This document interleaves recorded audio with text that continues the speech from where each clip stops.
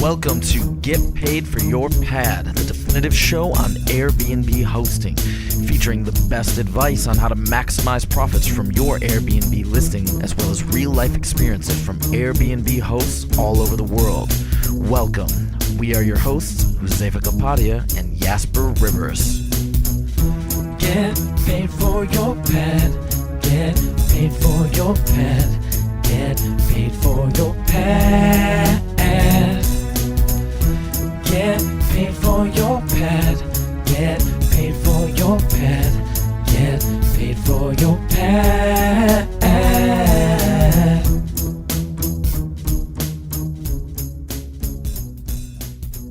Welcome to podcast episode 357.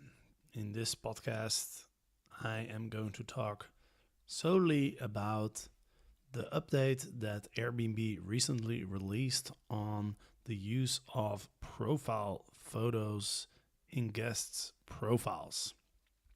So Airbnb announced that they're going to make some changes to the way that they display guest profile photos. They are going to hide the photo of the guest until a booking has been accepted. And that, I believe, is a pretty big change that is going to have a lot of effect on a lot of Airbnb hosts. I believe that it's not going to be a very popular measure amongst hosts. Airbnb is planning to implement this change in the next couple months. They haven't specifically stated when they will implement it. I imagine they're probably going to implement it in certain markets first. That's how they usually implement new changes to the platform. And you know, there's a lot to talk about here.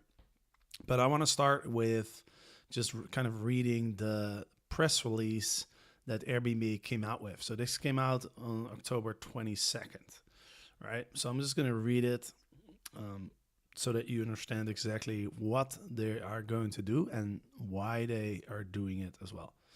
Today, we're announcing some changes that we'll be making to the way we display guest profile photos. Moving forward, rather than displaying a potential guest's profile photo before the booking is accepted, hosts will receive a guest's photo in the booking process only after they've accepted the booking request. Airbnb does not require all guests to provide a photo.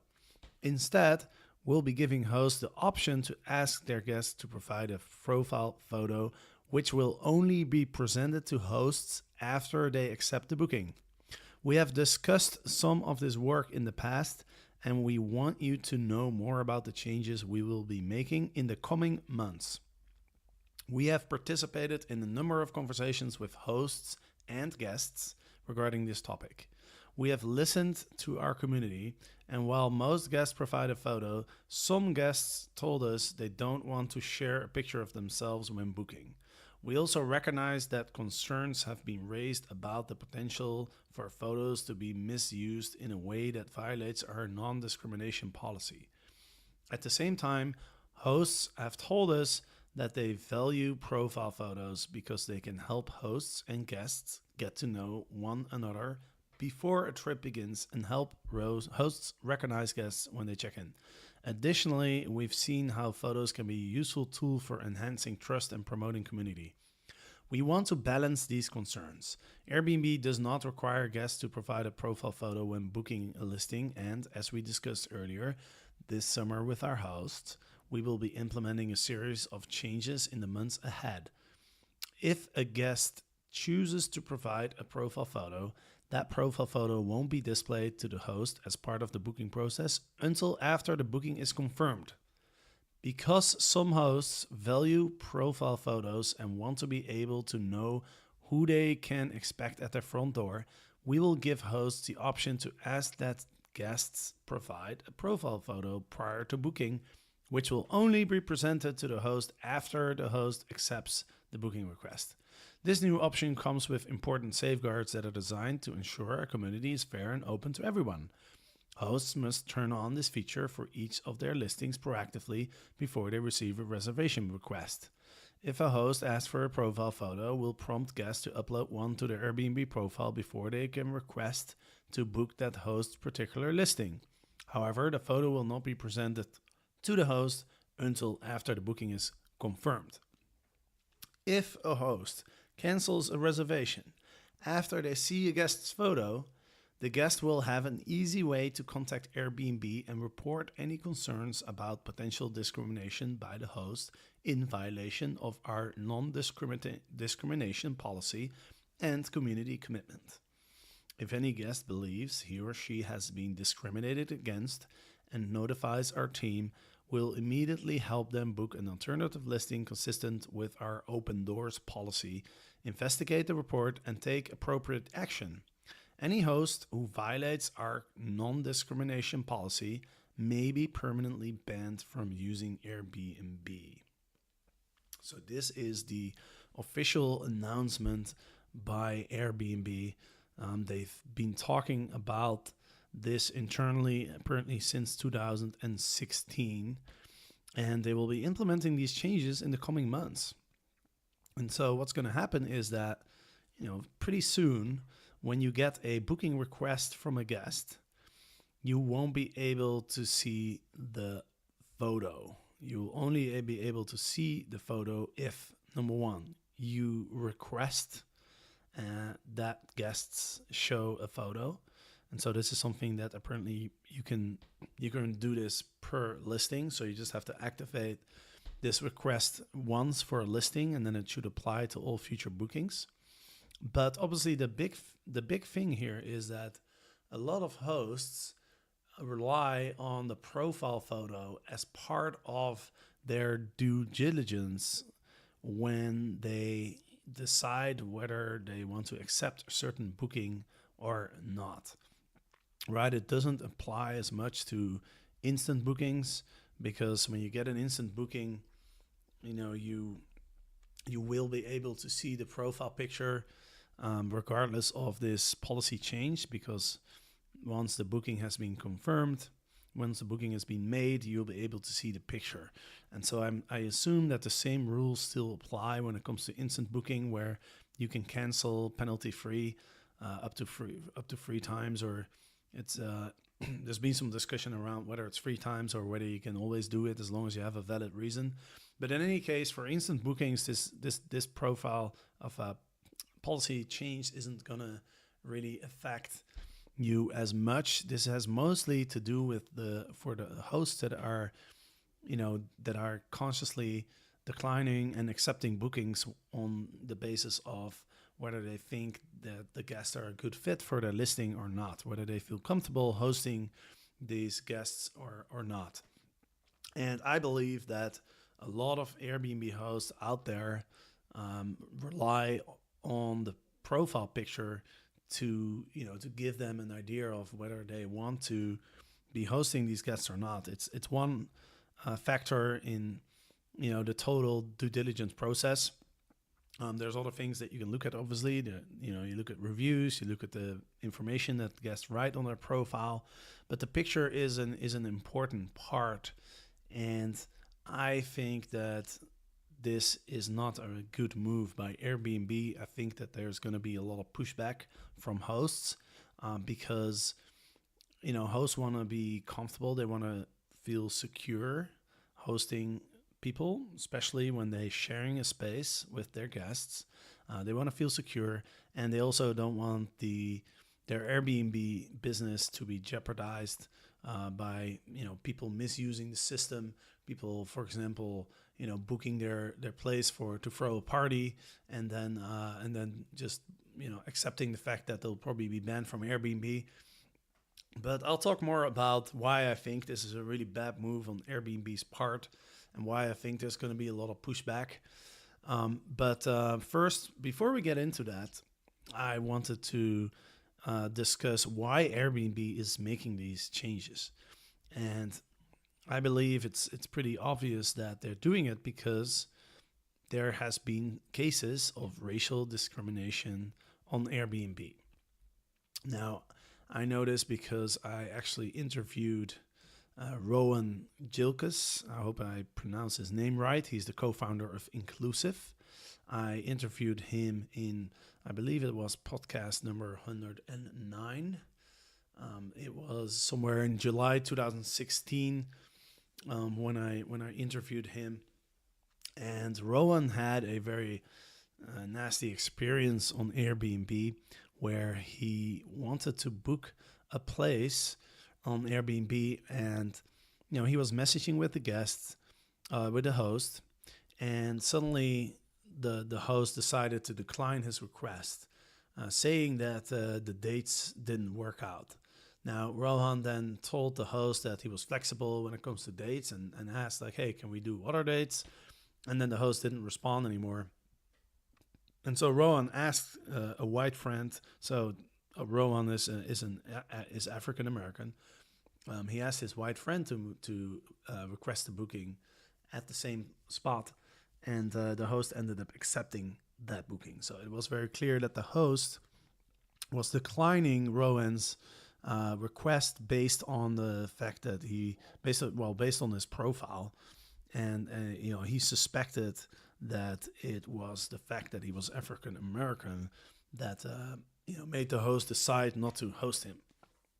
Now, obviously, that's a very horrible experience for Rohan, and he decided to take matters into his own hand. He was like, he didn't like Airbnb anymore because of it, and so he started an alternative platform which is called Inclusive.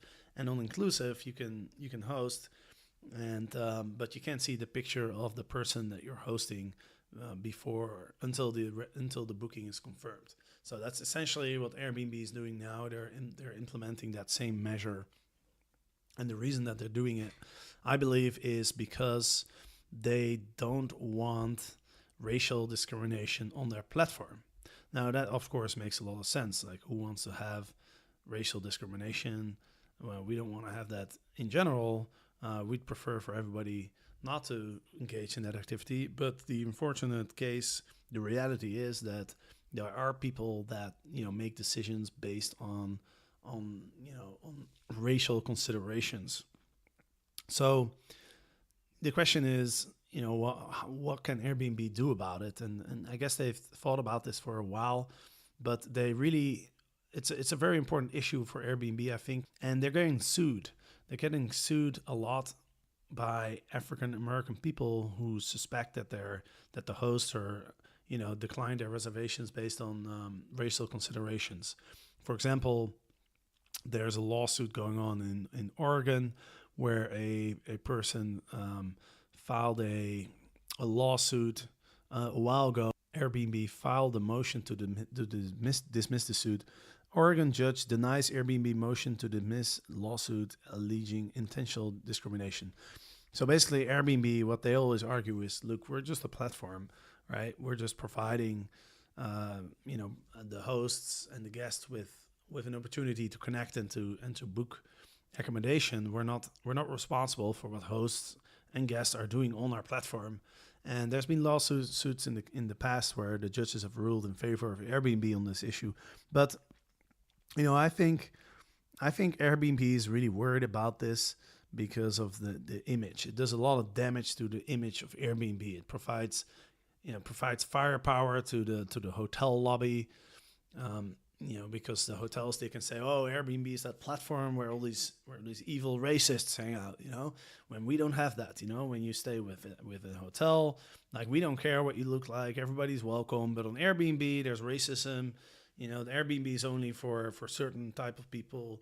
If you're a minority, then Airbnb is not the place to be because you'll get discriminated against, right? That's firepower for the hotel lobby, and obviously Airbnb is in a big fight with hotel lobbies in all these different cities, and also because they're IPOing. Like, investors don't like it when companies get the lawsuits that are going against companies, the image, the damage to their image. It's not good, and Airbnb wants to get rid of it. So essentially what they want is they want no racial discrimination to take place on the platform. And they've decided to take this pretty drastic measure, I would say, in an effort to ban racial discrimination on Airbnb. Now, before I go into why I think that this is not a good move on Airbnb's part and why I think there's going to be a lot of pushback, first let's look into Airbnb's non-discrimination policy. Because they have one, and I read the whole thing. I won't be reading it completely because it's a lot, so it'll take a long time. But I just wanted to mention a couple things that is stated in the non-discrimination policy, so that you know what you're allowed to do and what you're not allowed to do. First of all, it's kind of interesting that they have a specific guidance for hosts in the United States and the European Union, and then they have one for people that live outside the United States and the European Union, which seems very peculiar to me. I mean, why would you want to allow people, in one part of the world to discriminate, and then people in another part of the world, you don't allow them to discriminate? Sounds really strange. I'll get into that. But first, let's talk about, what is the non-discrimination policy. And first of all, let me tell you that, when I was hosting in Amsterdam, I was discriminating against people of a very young age. And the reason I was doing that is because, my apartment in Amsterdam, it was in a small building with neighbors, and houses in Amsterdam, they're very old. And so they're not very well isolated. So if you're making a lot of noise, like, everybody else in the building can pretty much hear you. And so my concern was that, I would get people who would throw a party at my place. And my building actually disallowed short-term renting. It was stated in the homeowners association, the HOA, the documents. It was specifically stated that I wasn't allowed to do it, but I was doing it anyway. And my thinking was, I know my neighbors. It's a very small building, and I thought, if as long as my guests don't cause disturbance, I don't think it's going to be an issue. And that's actually what proved to be the case. Like, I hosted for 5 years. I've never had any major complaints from neighbors, and so I never got in trouble for it. And I think the reason why I never got in trouble is because I've always been pretty selective when it comes to who I was hosting. And I made it very clear in my listing that my apartment was not suitable for, typical groups of young people that visit Amsterdam. Now, if you've ever been to Amsterdam, or even if you haven't been, you probably know that Amsterdam has a reputation of being a bit of a wild city. There's certain things that are allowed in Amsterdam that are not allowed in other places around the world. Although that's changing now. In the US, there's states where marijuana has been legalized, and in Canada as well, I believe. But in Amsterdam, it has a name of the place where everything is allowed, right? Everything that's allowed, not allowed elsewhere, that's allowed in Amsterdam, right? There's it's easy to get drugs, and marijuana is legal. You have coffee shops, and you can do truffles and all sorts of all sorts of stimulants that are widely available, and that attracts a certain type of tourist. That typically is very popular amongst young people. They'll come to Amsterdam for a weekend, and they'll pretty much just party the whole time. They try all these different drugs. They drink a lot of alcohol. They party. They stay up late, and that's not the type of visitor that I wanted to attract. And so, because I was risking pretty much my business. If like one party and one neighbor that complains and goes to the, calls a meeting with the homeowners and says, hey, this guy is doing this Airbnb thing, and there was these people over last weekend, and they partied until 6 a.m, and that's the end of my business, right? And so I had to be very careful. And so one thing that I did was I would always get an idea of how old the people were that were making an inquiry. And so I'd look at the picture, because that's the only really way that you can figure out how old somebody is. And so if I would get an inquiry from a person that looks really young, then I would ask them like, hey, what are you planning to do? And if I had a suspicion that they were coming down to party, then I would just like politely tell them like, listen, like, I completely support your visit. I've been young myself. I like to party. In fact, I still do. And I think it's totally cool. Come to Amsterdam and come party. But unfortunately, my apartment, you have to be quiet here, right? Because I got neighbors that are very noise sensitive, and so I would just politely explain them like this is just not the right place, right? And that was good. That was cool. Never really had any issues. But I'm sure there probably has been cases where I've declined a booking request, even though the guests weren't intending on actually causing any trouble or any party. But the thing is, like, I can't predict that, right? I have to go with the information that I have, and the profile picture has always been, a good source of information. It's not the only information. You look at other things as well, but it plays a role, right? And I didn't care about the race of the person. I didn't care about what kind of skin color that person had. What I cared about was, do I see? First of all, how old are these people? And that's actually allowed on Airbnb, or you are allowed to discriminate on age, and I'll get into this. But I would also look at the type of profile picture that the guest had, right? Because here's the thing, there's a small amount of people on Airbnb that want to misuse the system, right? They will book an Airbnb to throw a party. And I actually know some of my friends who've done this, and my friends are pretty respectable, so I don't think there's ever been an issue. But, if you're in a city and you're staying in a hotel and you're like, hey, you know what? Like, I want to throw a party for one night. Let's just rent an Airbnb. Now, if you have the intention of inviting a lot of people, because a lot of Airbnbs, if you tell them like, hey, I'm going to throw a party at your place, there's no way they're going to accept your booking, right? And so what those people will do is they will say like, they will pretend to be like one person, and and then once the booking is made, they'll just invite all their friends and have a party, right? This happens all the time. It's a small percentage of the bookings, but in order to avoid those type of situations, you have to do your due diligence as a host.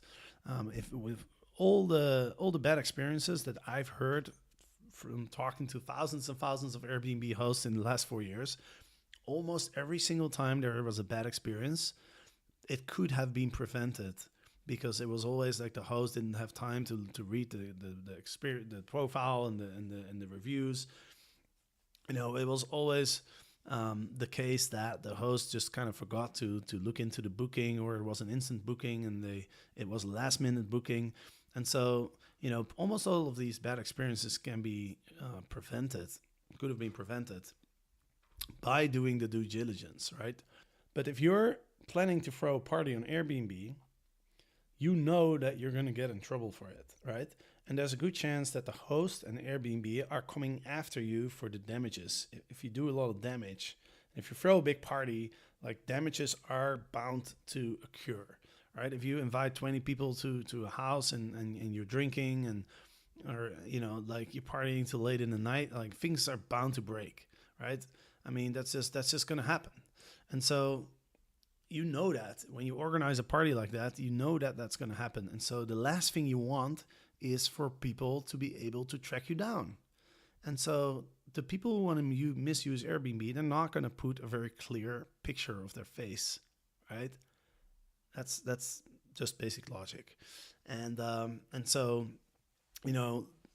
if a guest has a clear picture of their face, so it's easy to see what they look like, so it's easy to recognize them, that tells me that the chance that they're looking to abuse the system is much lower than if somebody puts a very vague picture or not even a picture at all, right? And this has nothing to do with racial discrimination. Like, I don't care where people are from or what their race is or color or any of that stuff.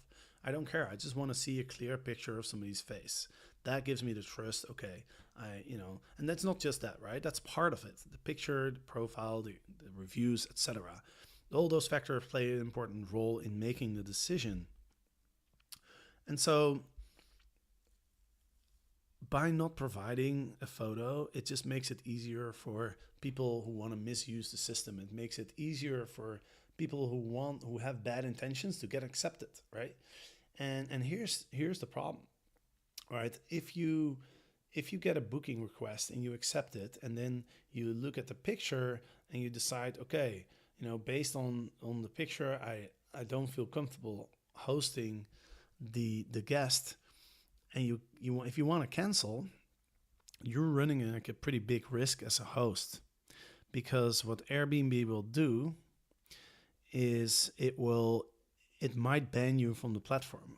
So if somebody books your place and you can't see the picture, and then you accept the booking, and then based on the picture you wanna decline or cancel the booking, then Airbnb is going to investigate the case, especially if the guest can report you. And then, based on Airbnb's assessment, they might ban you from the platform, because they might say, oh, you're discriminating, right? And so, I think this is a big issue. But let's go back to the non-discrimination policy, right? So I talked about discriminating on age, which is allowed on Airbnb, but it's only allowed if it is not prohibited by law. So Airbnb states, Airbnb hosts may not impose any different terms or conditions or decline a reservation based on the guest's age or familiar status where prohibited by law. And so you're allowed to discriminate on age as long as that is not prohibited by local law. Now, I don't have no idea if this is prohibited by local law in Holland. Honestly, I never looked into that. But okay, so that's the case around age. Now, it also states that Airbnb hosts may provide factual, accurate information about their listings features or lack of them that could make the listing unsafe or unsuitable for guests of a certain age or families with children or infants. So this has to do with young children. You're not allowed to say, oh, families can't reserve my listing, but you are allowed to say, hey, my listing isn't particularly suitable for families or children. Or if there's like some restriction, some community restriction, let's say you're in a senior housing building that prohibit guests from under a certain age, then you're allowed to state that as well. But so that's along the topic of age, right? Now let's go to the other parts of the non-discrimination policy. So the part that has to do with race, Airbnb hosts may not decline a guest based on race, color, ethnicity, national origin, religion, sexual orientation, gender identity, or marital status. Impose any different terms or conditions based on race, color, etc. Post any listing or make any statement that discourages or indicates a preference for or against any guest on account of race, color, etc. Now, I don't know why you would want to ever make a decision based on race, color, ethnicity, or any of that stuff, national origin. The only thing I can think of really has to do with gender, right? I know that there are people who don't want to host somebody of the opposite gender, and I think mostly these can consider single women. I know there's a number of single women in my community that have told me that they don't feel comfortable hosting men, and so I think that's fair, and I think they should be allowed to discriminate based on gender. And Airbnb actually does allow that, but there's a couple caveats that are worth mentioning. So I will read the section on gender discrimination as well. So Airbnb does not assign a gender identity to its users. We consider the gender of an individual to be what they identify and or designate on their user profile. Airbnb hosts may not decline to rent to a guest based on gender unless the host shares living spaces, for example, bathroom, kitchen, or common areas with the guest. Impose any different terms or conditions, etc. Post any listing or make a statement that discourages or indicates a preference for or against any guest on account of gender unless the host shares living spaces with the guest. So if you're a single woman, you are actually allowed to specify that you don't want to host men as long as you share a space with the guests, right? And that could be a common area, right? So I guess even if you're renting out a separate unit within your house, if you have a common area, if you have a garden or some other area that you share, then you're actually allowed to, to choose based on gender who you want to host. The only thing that confuses me a little has to do with the gender identity, because they say that you're allowed to decline a request based on gender, but then they also talk about how they don't assign a gender identity to their users, that they consider the gender of an individual to be what they identify. And so I can see some potential issues there. Like if I, for example, if I make a request to stay with a single female and then she declines my request, then I can go to Airbnb and say, hey, I identify as a female, right? Even though I was born as a male, my identity, I chose the female identity, and according to Airbnb, that's I can do that. We consider the gender of an individual to be what they identify with, and so I could just say I identify as a woman, and then according to their discrimination policy, I could then report this woman, and then who knows, maybe Airbnb will ban that lady. Now, not that I would ever do this, of course, but it's just a little flaw, I guess, in the rules that they have to be a little bit more specific about how this would work. In any case, that's kind of essentially the non-discrimination policy that they have. So the funny thing is that they have a specific guidance for hosts outside the United States in the European Union, where they state, I'll read this because it's kind of amusing. Outside of the United States and the European Union, some countries or communities may allow or even require people to make accommodation distinctions based on, for example, marital status, national origin, gender or sexual orientation, in violation of our general non-discrimination philosophy. In these cases, we do not require hosts to violate local laws, nor to accept guests that could expose the host to a real and demonstrable risk of arrest or physical harm to their persons or property. So apparently there's countries where the law forces you to discriminate based on marital status, national origin, gender, or sexual orientation. And I'm trying to think of examples of that. Now, I've traveled to 80 countries, 85 maybe, and so I've been around the block a couple times. I can't really think of any places where they would have these type of laws. The only thing I can think of is in Vietnam. I remember there's some hotels in Vietnam where if you want to book a room together with somebody of the opposite sex, you have to prove that you're married, because apparently there's a law in Vietnam that says that you can't share a room with somebody if you're not married. I don't know if there's any laws about sexual orientation or gender, but I just know that I once tried to book a hotel room with a girl, and then they told me that that we couldn't do it because we weren't married. Now, this is not enforced everywhere, I think, in Vietnam, but I do believe that at least this is about 10 years ago. But at that time, at least, this was the case. So that would be an example. Like, for example, if a couple wants to book your Airbnb and they're not married, then I guess you're allowed to disallow or decline the booking based on their marital status, which is against the non-discrimination policy of Airbnb. But in that case, you would break the local laws if you would go ahead and allow that. All right, so that's the non-discrimination policy. So now let's talk more about why I think this is a bad move, right? Now, I know that there is racial discrimination, right? That's very clear to me. In fact, there was a study that was done by a Harvard professor, and they created 20 fake Airbnb profiles with stereotypically sounding black and white names. The researchers then sent inquiries to about 6,400 listings in major U.S. cities. Hosts agreed to rent to the fictional profiles with white-sounding names 50% of the time, but only rented to profiles with black-sounding names 42% of the time.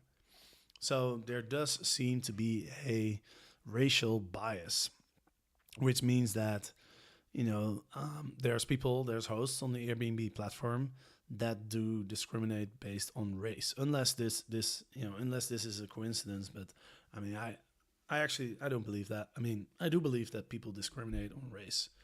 That's just the reality that we live in. Is it desirable? No. We would prefer. Everybody would probably agree that we'd prefer people to not discriminate based on race. But that's just how it is, right? And so the question is, what are we going to do about that? Or what is Airbnb going to do about that? And obviously, they've decided to now remove the profile photos or not make them visible, before a guest books, so that it becomes impossible. I guess that's the idea. It becomes impossible for people to discriminate on race, but it's first of all, I don't think it's going to be as effective, because just like in this study, like people can still base their opinion on the name, right? And so there's still going to be the people that want to discriminate against, like African Americans, for example, they can still go by their name. So that's one thing, but also I think that this measure, I doubt it's going to have the effect that Airbnb wants it to have. And even if it does have the effect, I don't really see how this is going to help minority groups and African Americans or anybody who gets discriminated against on Airbnb. And also, I think the collateral damage that the measure does, by not allowing people to see the profile photo of their prospective guests, I think that outweighs the benefits in this case, because the profile picture is just a very important part of due diligence, right? And again, like it's not about. I believe that for the vast majority of the hosts, it's not about what the color of that person's skin. It's about feeling comfortable, and it's about trust.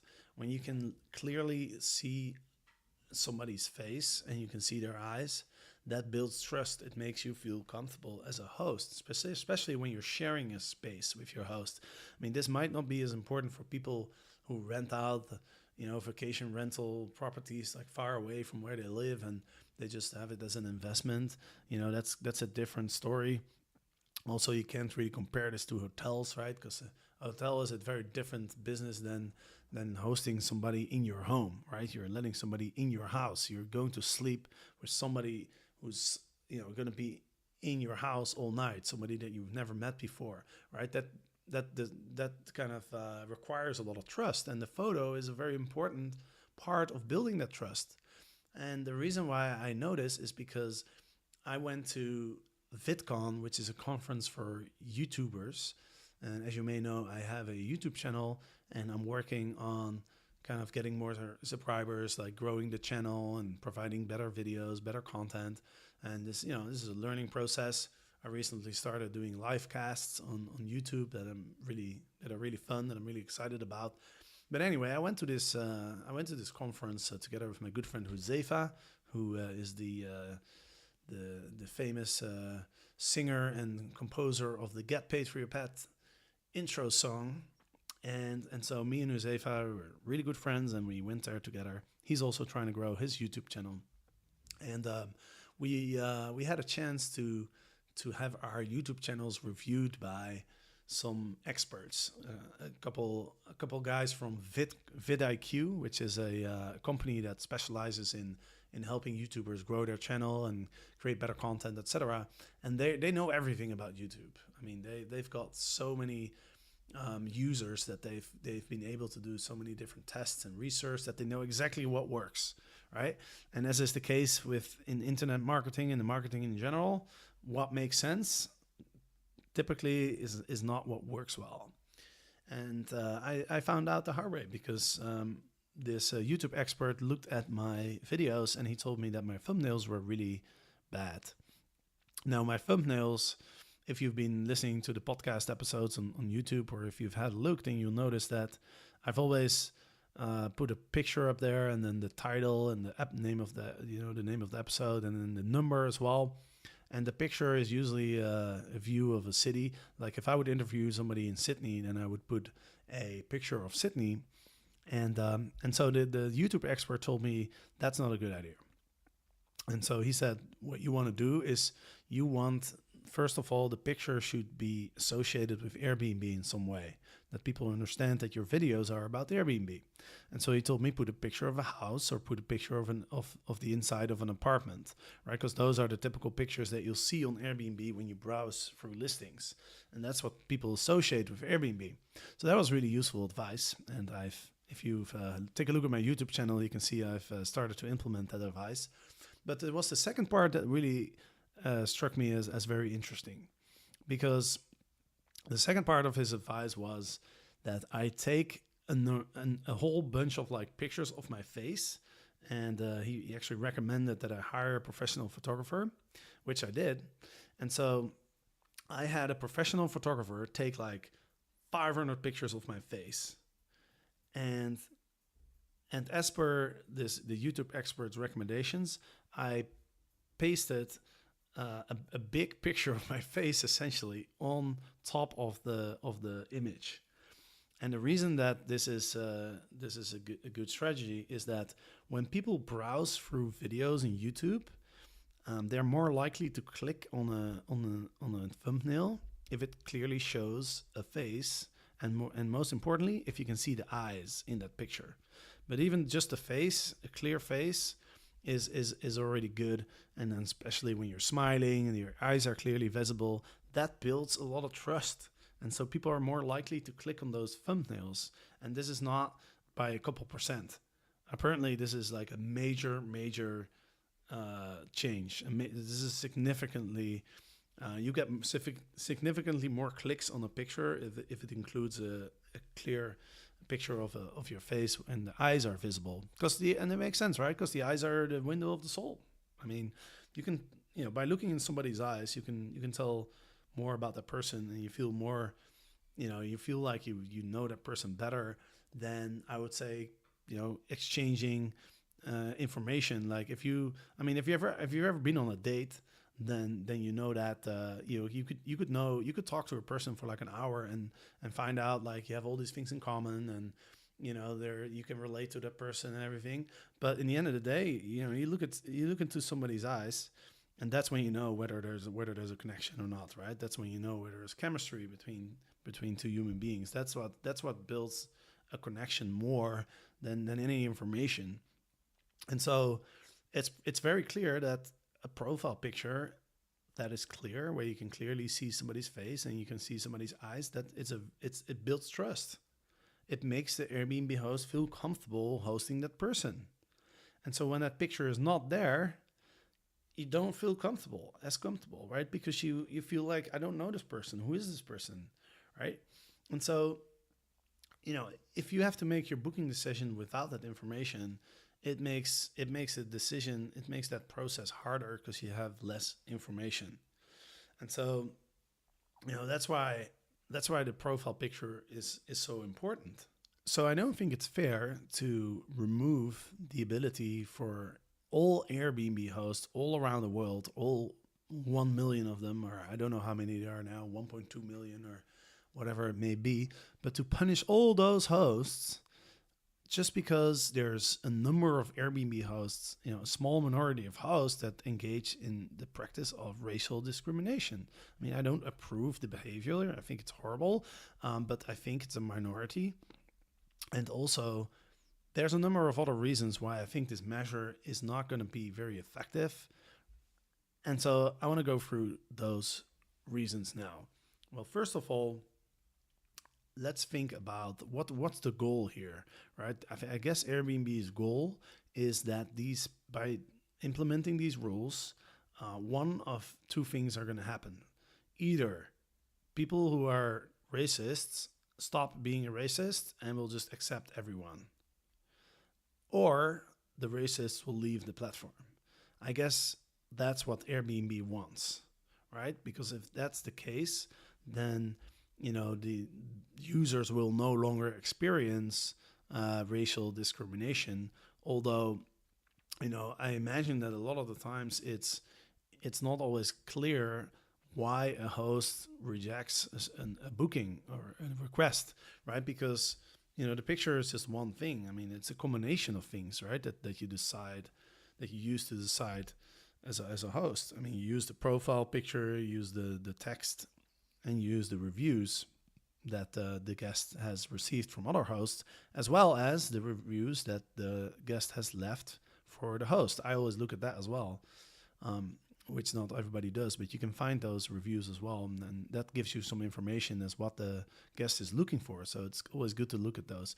And so if you combine all those factors, that's you make a decision based on that. And even if you make the decision based on the photo, it doesn't necessarily mean that it was based on the color of the person. I mean, if it's a name, then it's pretty clear, right? If it's an African American name versus a white name, then if that's the only difference in the profile. If I don't know if in the study that Harvard did, if the profiles were all identical except for the names, I'm assuming that's the case.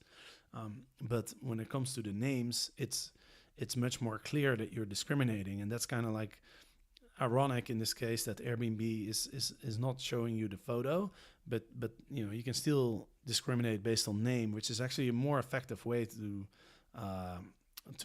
it's more clear that when you discriminate based on name, then it's pretty clear that it has to do with the with the race, right? Because a photo, it could be multiple things, like if let's say an African American person has a very blurry photo, and the host declines the request based on the fact that the photo is blurry, then you can interpret that, if that person can interpret that as, oh, it's because I'm black, but it could actually be because the photo isn't good, right? You don't know. But in any case, I'm pretty sure that there are people for sure that discriminate based on race, right?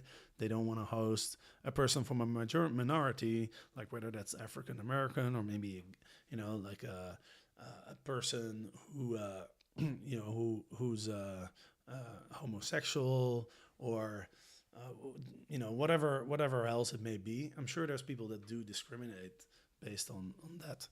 And so what's going to happen?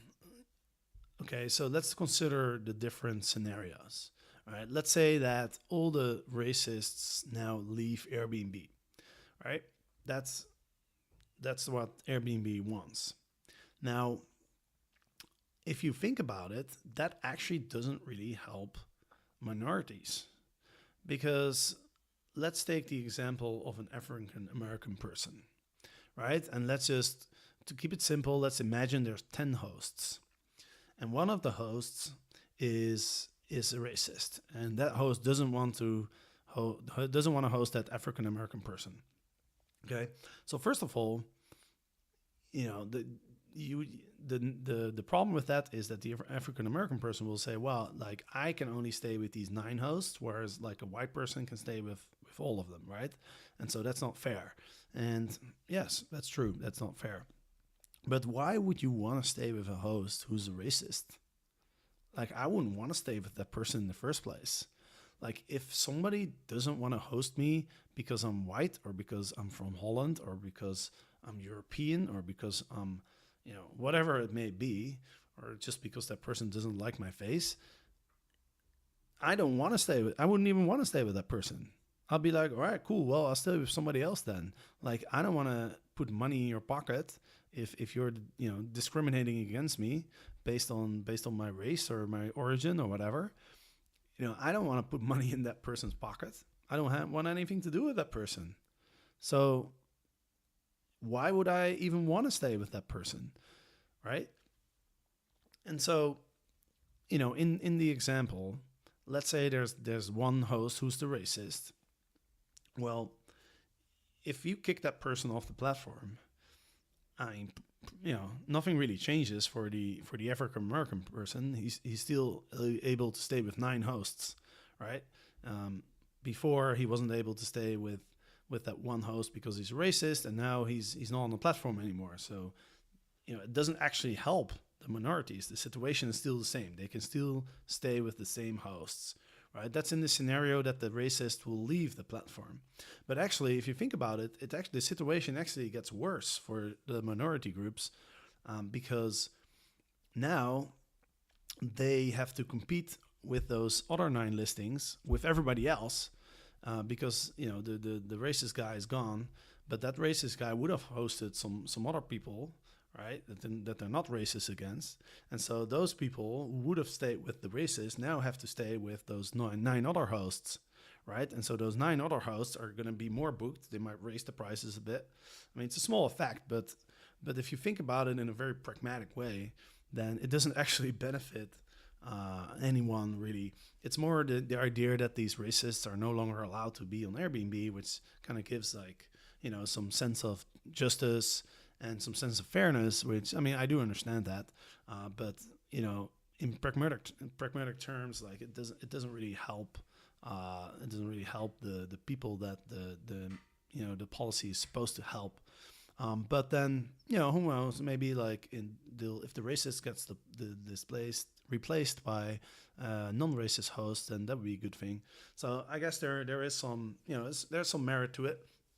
But let's consider the other scenario where the racist host is now going to not be a racist anymore. Well, first of all, I don't think it's going to happen. I mean, a racist is probably not going to change his behavior or her behavior. It's not going to change their views. If you want to be a racist, you're probably just going to be a racist for all your life, I imagine. But anyway, let's say that you're a racist and now you decide to just accept all bookings. Well, let's say you accept the booking, and then it turns out you see the picture after you accept the booking, and you see that picture is from a minority that you're a racist against. And so now you're thinking, okay, I either host somebody who I'm a racist against, or I'm going to decline the reservation. Well, if the reservation that gets declined, then the minority person, instead of receiving a booking request denial, now the reservation is going to get canceled, which is, I'd say that's worse. Secondly, and then, based on if you report that host, then that host might get kicked off, right? But the other alternative could be the third scenario that's possible is that the racist host now decides to go ahead and host the person that he's racist against. Now, I don't know if you really want to get into those situations. I mean, first of all, I don't feel comfortable with staying with somebody if I don't know if that person really wants to host me, right? Like I said before, I rather have hosts see my picture, and if for some reason they don't like my face, I don't want them to accept my booking because I don't want to stay with them. By showing my face clearly, I know that the host is not a racist against me, and so I can feel comfortable staying at that person's place, knowing that he doesn't have anything against me, because otherwise he would have, declined my booking request.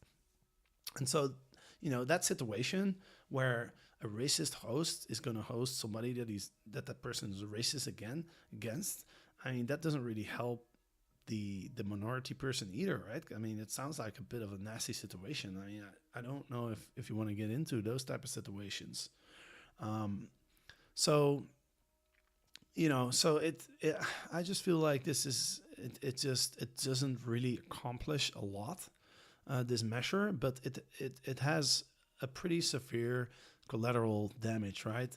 It basically, it disallows all the hosts around the world not to see the profile picture, which plays an important role in the process of, deciding whether the guests are a good fit for your place or not.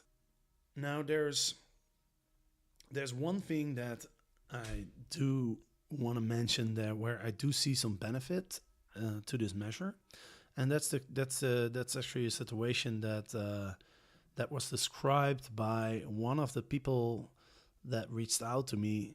A lot of people have reached out to me. I've been sending a few emails about this topic, and a lot of people reached out. And actually, let me go through some of the reactions that I've gotten, because it kind of shows, how the people in my community think about this particular move.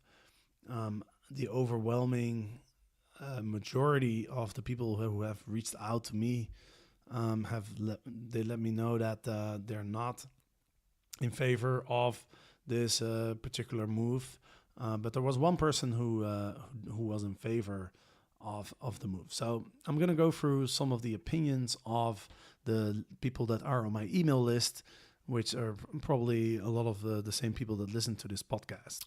I want to see a profile picture of a potential guest in our home. It helps me put what they say about themselves with my perspective about who they are.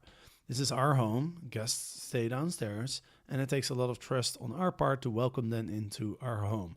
Recently, I was turned off by the profile picture of a potential guest. When I checked her host reviews, 3 out of the 5 were negative, and when I rejected her request based on those reviews, her response only confirmed my negative feelings about having her as a guest. I want to know who will be staying in our home, and this has nothing to do with racism. Here's another reaction. Bad move on Airbnb's part. I feel they protect the guest more than the host, and the host is who has the most to lose in the equation. The host is the one providing the services that makes Airbnb money. They should put more thought into being protective of their hosts. I fully agree with you, and I don't like where this is headed. This is not in the best interest of the host safety at all. We are super hosts who have been using the platform for approximately 4 years. We accept about 100% of our reservations because we see pictures and feel comfortable with each booking. There have been times when the pictures were suspect and we rejected the reservations. Those were the instances where fraudulent activity was confirmed by Airbnb. I absolutely agree this is a wrong move.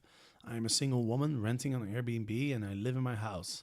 I will not accept a guest if they don't have a profile picture. I rely heavily on my intuition when it comes to decisions in life, especially when it comes to who I invite into my house. If I can't see them, I can't make a good decision for myself and my safety. I have a right to see the person and decline them if I'm not comfortable. I have never discriminated against anyone and I want the right to choose. So, these reactions make it pretty clear that especially people who share spaces with their guests, they're very concerned. Obviously, they're concerned about their safety. They're concerned about the safety of their Airbnb business as well. And everybody wants to avoid these nightmare scenarios that you find in the news sometimes where people trash your place, where host gets assaulted. Those are the situations you want to avoid. And I agree. Like the fact that somebody has a clear profile picture of themselves, where you can clearly identify them and see what they look like, that is a predictor of a good guest, in my opinion. I think it's more likely that somebody who puts a clear picture of themselves, who's willing to do that, I think it's more likely that that person has good intentions than bad intentions. I think if you don't have a profile picture, I think there's an increased chance of having bad intentions. Now, obviously, that's not always the case, right? There's going to be cases of people who just forget to put up a picture, or they don't have a clear picture of themselves and they just put whatever, right? But I mean, that also kind of tells me something about that person, right? Because if you take Airbnb hosting and if you take it serious, if you want to maximize the chance that you get accepted on Airbnb, if you plan to use Airbnb in a way that it's designed to be used, then the fact that you don't take the time to go through some pictures or even take a new picture, right? The fact that you don't take the time to to get a good picture of yourself kind of tells me something about you as a person, right? And again, this has nothing to do with race or anything like that. Just this has something to do with, how serious are you about, using Airbnb in the way that Airbnb is designed to be used. And so the picture is clearly important. I think these reactions, they show that a lot of hosts feel the same way. But there was one of my readers actually brought up a fair point, and I wanted to share it. This is a host in Washington, D.C. She wrote me this. "You're wrong. It's right. It's not a situation of racism. It's one of hidden bias. People don't recognize they have this bias. Say you book a listing and you get to the listing and see your host is a minority and suddenly you feel discomfort. But you stay, you remain polite, and you have a good time. You have that positive experience to combat the hidden bias. I applaud our Airbnb for the change." So there's a point, right? If in the different scenarios that I described, right? There's 3 scenarios, like the racist leaves the platform, or the racist start accepting, any bookings, or the booking gets declined after the picture is visible, right? So this reader, she's referring to the situation where people are not really aware that that race is playing a role in their decision making. And so they look at a profile, they read the reviews and everything, and then they decide to decline. And in their mind, it's because of the entire thing. But she's saying that this racial issue might actually affect people even though they don't realize it. And so what happens then is that if you actually you accept a booking, and then the picture becomes visible, and then it's a person of a minority, and now you feel this, you kind of feel like a little discomfortable or something. Then but you decide to go ahead with it, and it turns out to be a positive experience, and that does contribute to to people being more open to hosting people from different countries and different races. And I think there's something to it because I know I interviewed a host one day in Nederland, in Colorado, which is a village in Colorado. It's also the name of my country, Nederland, which is interesting. But I interviewed her, and one of the things she told me was that she really enjoyed the fact that she'd been hosting people from all around the world, because she'd never met somebody from like Russia or from Asia. And, there's something about the fear of the unknown, right? Like that's just like a natural thing that human beings have, right? We're kind of scared of what we don't know. We prefer the devil that we know than the devil that we don't know is an expression.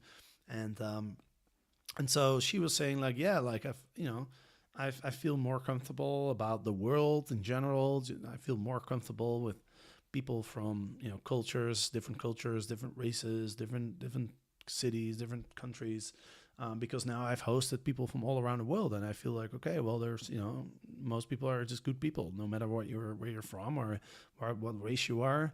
Like most people are good people, and I believe that's true, and also I believe that that's a good thing, right? Airbnb brings people together, and that makes the world a better place in a way. So I do think that could happen, and I do think that's a positive thing. The thing is, like I don't feel like that positive outweighs all the negatives, right? Because those instances are going to be there, but you're making the platform unsafer for a lot of people, for a lot of hosts. A lot of hosts are going to feel uncomfortable because of this measure. A lot of hosts, I'm sure, are going to leave the platform. I've already had emails of hosts who have been telling me, like, if this is going to go through this measure, like I'm out. I'm moving to Booking.com, right? Because on Booking.com you can there's no pictures, but you get the credit card information of the guests for up to 10 days after their stay or something. So the fact that guests have to provide their credit card details and they know that they can get charged if they cause damages, apparently it causes guests on Booking that come through Booking.com to cause less damage. That's what people have been telling me. But in any case, like, this is a very drastic measure to, to address this issue.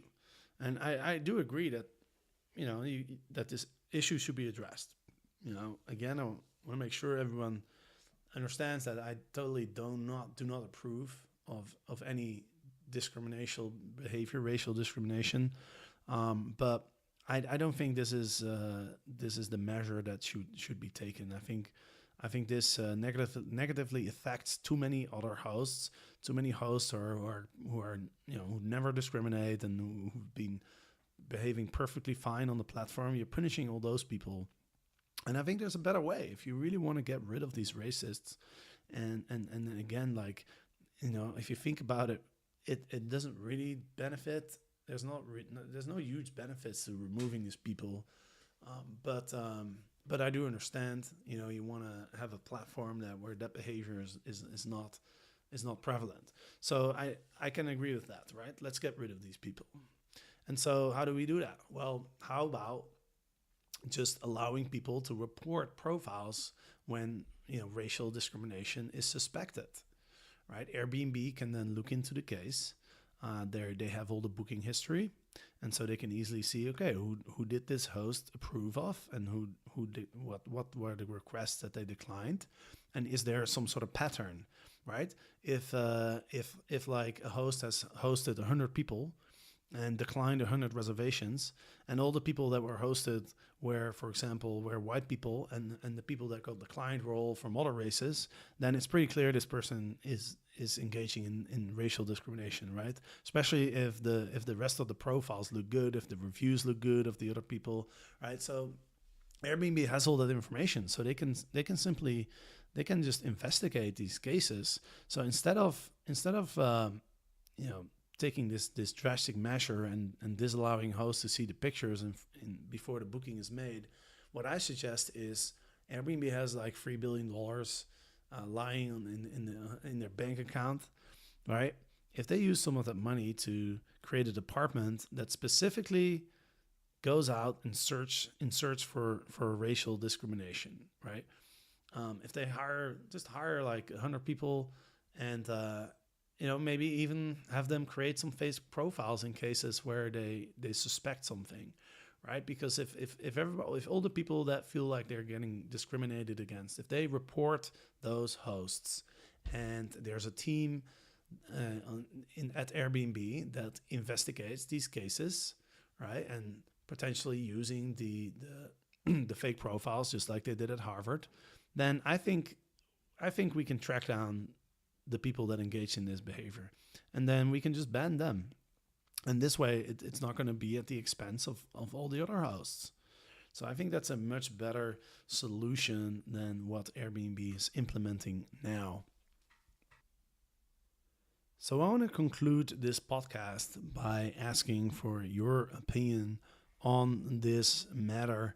And also, there's one other thing I wanted to mention, by the way, is that by removing the profile picture, you're kind of punishing the people that are sharing spaces, right?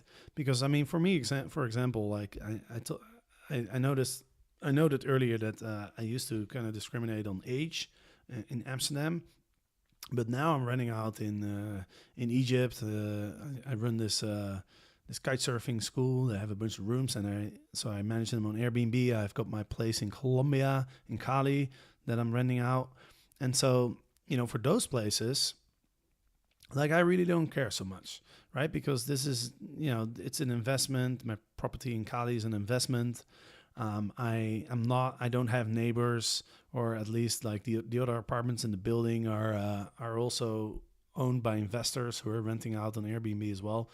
And so, there's no risk of me losing the business there. And so I'm not as picky with my guests, right? And so, I don't care as much about the profile picture as I used to.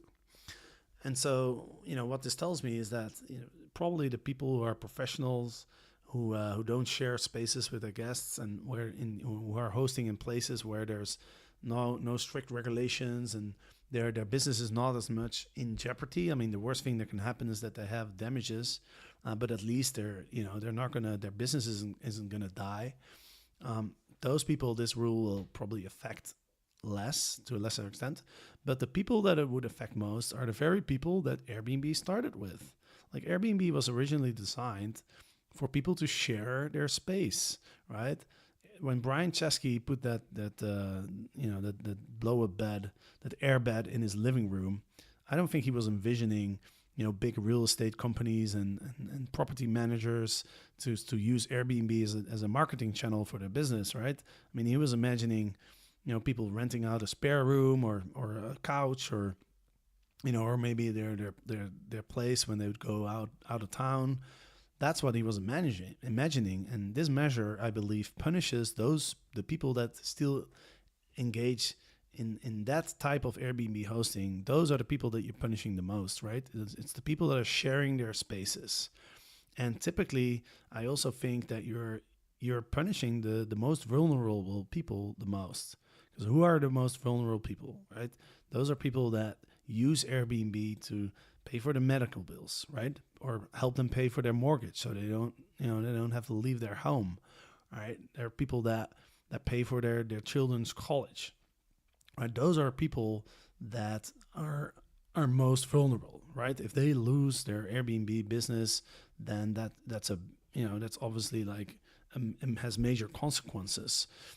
If they don't feel safe hosting anymore, then that's a big deal, right? If you're a single mom, for example, and you're struggling to get by, and you have a small room that you rent out, and obviously you have a child, like, how are you going to be hosting if you can't see a picture?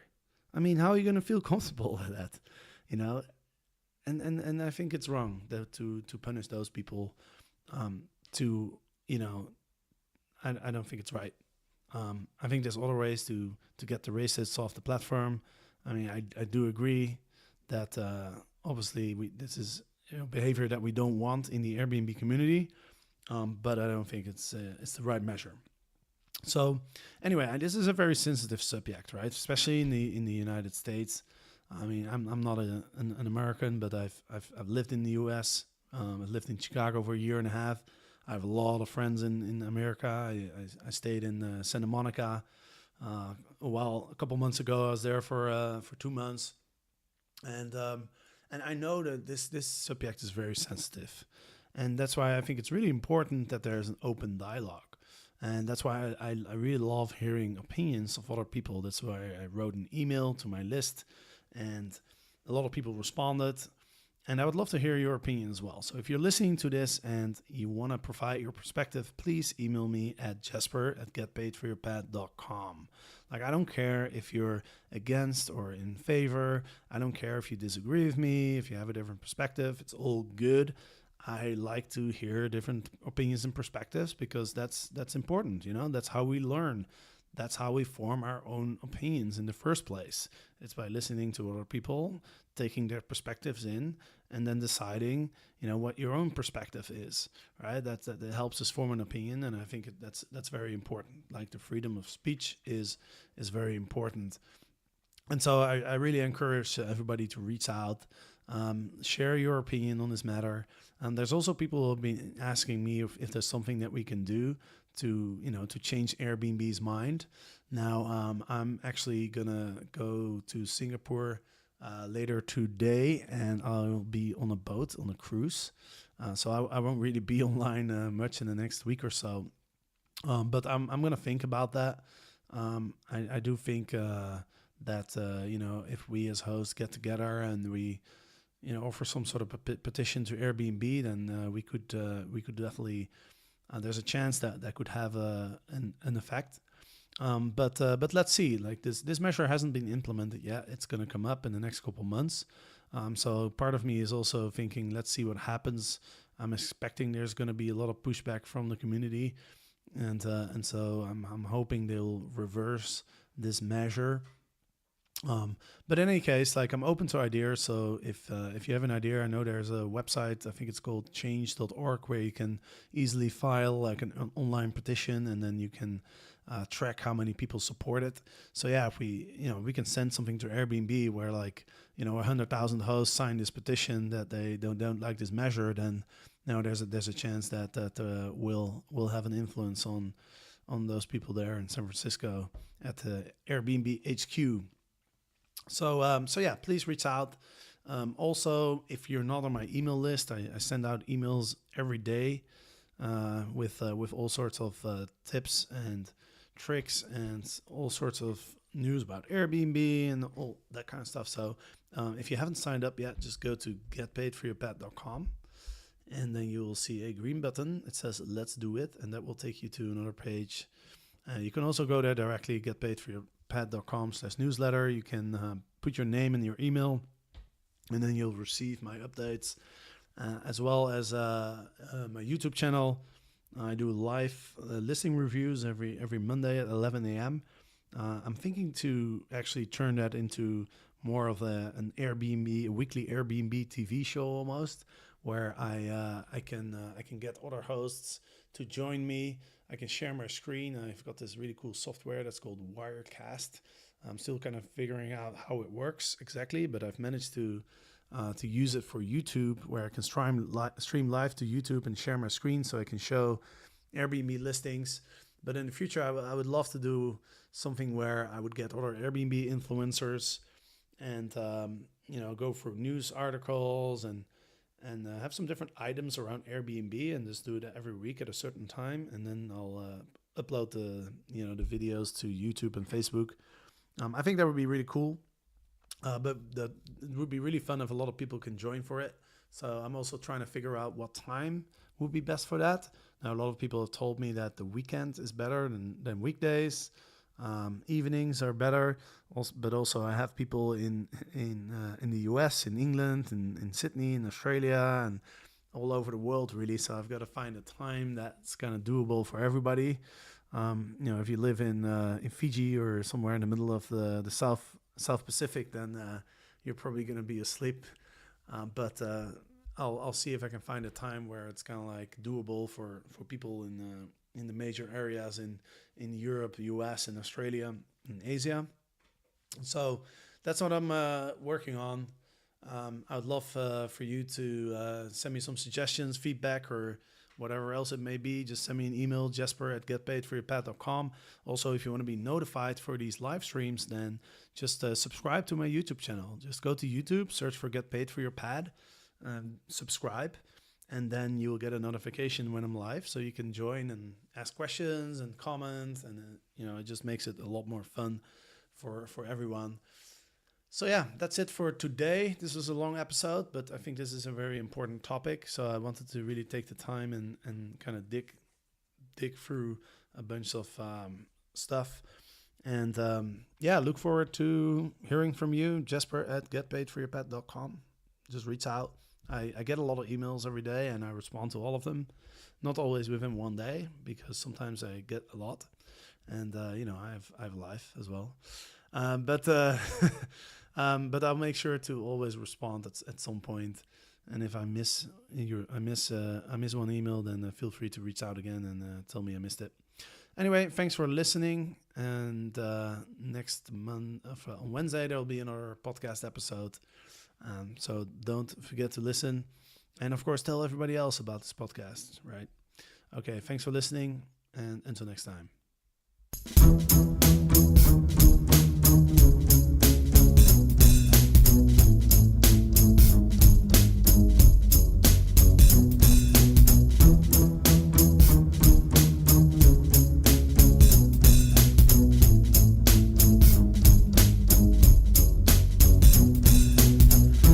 Get paid for your pad. Get paid for your pad. Get paid for your pad.